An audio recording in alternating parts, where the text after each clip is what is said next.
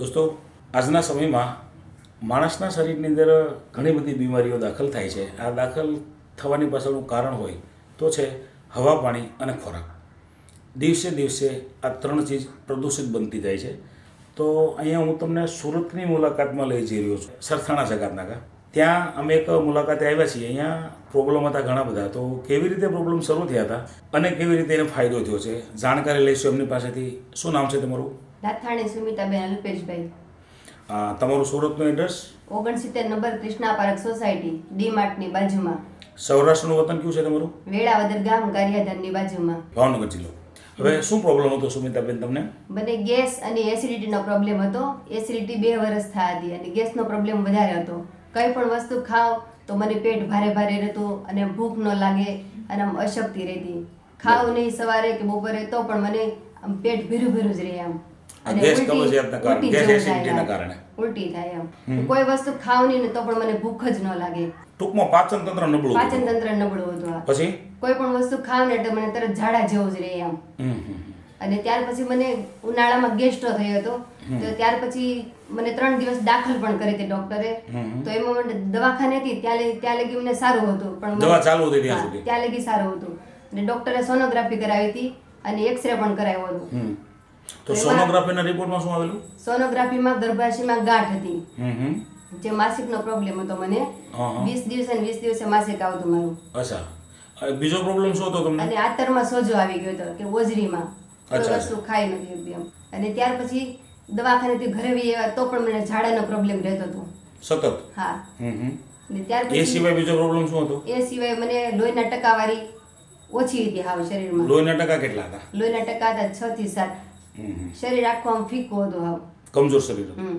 કારણ કે ખોરાક લેવાતો નહોતો, પછી લોહીની ટકાવારી ઓછી જ હોય ને. એ સિવાય ત્યાર પછી મને એલર્જી હતી 5 વર્ષ થયા. અચ્છા. એની કોઈ દવા ચાલુ હતી? એની દવા મેં 5 વર્ષ સુધી દવાખાનેથી લીધી, પણ કોઈ મને ફરક નહોતો. શું પ્રોબ્લેમ થાય એમાં? વારે વારે શરદી થાય, બહાર નીકળું તો મારે મોઢા ઉપર પેલા રૂમાલ બાંધવો પડે, નાકમાંથી પાણી પડે, અને સવારે ઉઠું ને તો નકરી ચીકુ જ આવે. છીકો સતત આવતી હતી? હા. આટલા પ્રોબ્લેમમાં તમે દવા તો લેતા હતા ને? હા. હવે તમે કંઈક એલર્જીની વાત કરતા હતા, એમાં આમ તમે કોર્સ કરેલો કહેતા હતા, શું કહેતા હતા? એલર્જીનો મેં 3 થી 4 વર્ષ કોર્સ કર્યો, 2-3 મહિનાનો, તો પણ એમાં કોઈ ફરક નહોતો. અને બધા એમ જ કહેતા કે એલર્જી સારી થાય જ નહીં એમ. એટલે ડોક્ટર એલર્જીની કોઈ દવા જ નથી એમ. અચ્છા, એવું કહેતા હતા. બરાબર. તો તમે દવા લીધી છે, કોઈ ફરક તો પડ્યો નથી, બરાબર? અને ત્યાર પછી મને મોઢામાં ચાંદા પડતા. 1 વર્ષ દિવસથી સતત ચાંદા પડતા. ગમે ત્યારે મારા મોઢામાં જો ને તો 5 ચાંદી તો હોય જ. હું કોઈ વસ્તુ ખાઈ ન શકતી, ચોળીને જ મારે ખાવાનું. બરાબર. જ્યારે જો ને ત્યારે 5 ચાંદી મારા મોઢામાં હોય. બરાબર છે. પછી તમે દવાખાને ગયેલા એના માટે? ચાંદી માટે ત્યારે ડોક્ટર એમ કહેતા કે વિટામિન સી ની ઓળખના કારણે મોઢામાં ચાંદા પડે છે. તો કબજિયાત રહેતું હોય તો પણ ચાંદા પડતા હોય. બરાબર. તો મેં કીધું મને કબજિયાતનો પ્રોબ્લેમ તો નથી, પણ ચાંદા પડે છે. મૂળ વિટામિનની ખામી હતી. વિટામિનની ઓળખ. બરાબર છે. પછી આ તમે દવા લીધી તો કોઈ ફાયદો થયો નથી તમને? બધા તમે કોર્સ તો કરી ચૂક્યા છો ને? કરી ચૂક્યું. પછી તમને ફાયદો થયો છે શેનાથી? મને આ ડેન્ટલ પેસ્ટ થી ફાયદો થયો છે, જે ટ્રાય માટે મેં ખાલી 3 દિવસ જ વાપરી. એની તમને જાણ કેવી રીતે થઈ હતી ડેન્ટલ પેસ્ટની? જાણ મને આ વર્ષાબેને જાણ કરી હતી. દોસ્તો, આ ડેન્ટલ પેસ્ટ જે બતાવી રહ્યા છે બેન, આ ડેન્ટલ પેસ્ટ એટલે એકદમ રનિંગ ડેન્ટલ પેસ્ટ છે કે પરિવારમાંથી કોઈ પણ વ્યક્તિ આનાથી બ્રશ કરી શકે છે. જેમ માર્કેટની કોઈ પણ ટૂથપેસ્ટ આવતી હોય એમ એક આ ટૂથપેસ્ટ જ છે. 3 દિવસ બ્રશ કરવાથી તમારા ચાંદાનો પ્રશ્ન સોલ્વ થઈ ગયો, બરાબર? ત્યાર પછી મને મોઢામાં એક ચાંદી નથી પડી. આજે 6 મહિનાથી હું આ યુઝ કરું છું. બરાબર. પછી તમારા બીજા પ્રોબ્લેમ માટે તમે શું લીધેલું છે? બીજા પ્રોબ્લેમ માટે મેં સ્ટ્રોબેરી પાવડર લીધો હતો. આ સ્ટ્રોબેરી પાવડર પીધો ને ત્યાર પછી મને બધા દોસ્તો, પ્રોબ્લેમ આ જે સ્ટ્રોબેરી પાવડર બેન જે ડબ્બો બતાવી રહ્યા છે, આ સ્ટ્રોબેરી પાવડર એટલે કે લેડીઝ માટેના શરીરની અંદર પોષક તત્વોની જે ખામી હોય એની પૂર્તિ કરે છે. લખેલું પણ તમે વાંચી રહ્યા છો, ન્યુટ્રિશનલ ફૂડ સપ્લિમેન્ટ છે.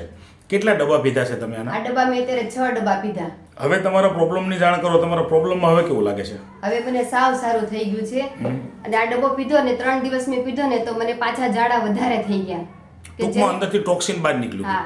અને ત્યાર પછી મેં ચાલુ રાખ્યો પીવાનો, અને આજે 6 ડબ્બા મેં પૂરા કર્યા. બરાબર. માસિકની મને ગાંઠ હતી ગર્ભાશયની, એ પણ નીકળી ગઈ. હા, તમે કહેતા હતા કે તમારા ગર્ભાશયમાં ગાંઠ હતી. હા. બરાબર. એ પણ નીકળી ગઈ છે? એ પણ નીકળી ગઈ.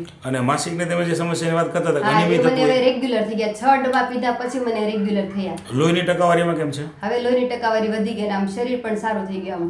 અને બીજું આમ તમે જે એલર્જી વાળી વાત કરતા હતા એમાં? ને એલર્જીમાં મને સાવ સારું થઈ ગયું. ત્યાર પછી મને કોઈ દિવસ શરદી નથી થઈ. બરાબર છે. હવે આમ મોઢે તમારે કઈ વસ્તુ બાંધવી પડે છે? નહીં, હું બહાર જાઉં તો પણ કોઈ વસ્તુ બાંધતી જ નથી મોઢે. આમ તમે બહાર જવાનું તમારે કેટલું રહે છે? રનિંગમાં હું રોજ નેટવર્ક કરું છું એટલે રોજ બહાર જ જાઉં છું આખો દિવસ. રોજ બહાર જાવ છો? હા. બરાબર. છતાં તમારે આમ મોઢે કોઈ વસ્તુ બાંધવાની જરૂર નથી? નહીં. અને બાકી આમ શરીરમાં સ્ફૂર્તિનો અનુભવ કેવો થાય છે? શરીરમાં સ્ફૂર્તિ ફૂલ, આમ સ્ટ્રોંગ ને અંદરથી મજબૂત થઈ ગઈ આમ. બરાબર છે. પહેલા તમારે દવા લેતા લેતા પણ તમારું બોડી કમજોર હતું અને આ પાવડરના 6 ડબ્બા પીધા પછી હવે તમારું બોડી એકદમ હેલ્ધી થઈ ગયું છે, બરાબર ને? સરસ. તો પરિણામથી તમને સંતોષ છે? 100%. જો જે તમારા જેવા પીડિત બહેનો કદાચ તમારો આ વિડીયો જોશે તો એવા બહેનોને તમારો સંદેશ શું છે? એને મારો એટલો જ સંદેશ છે કે કાંઈ પણ બીમારી હોય કે ન હોય, આ સ્ટ્રોબેરી પાવડરથી 100% રિઝલ્ટ છે. મતલબમાં બીમારી ન હોય તો પણ લઈ શકાય એવું તો પણ લઈ તમારું ફિલિંગ છે, શકાય, હા. બરાબર ને? હા. બરાબર. તો તમે જે માહિતી આપી છે તે બદલ તમારો ખૂબ ખૂબ આભાર.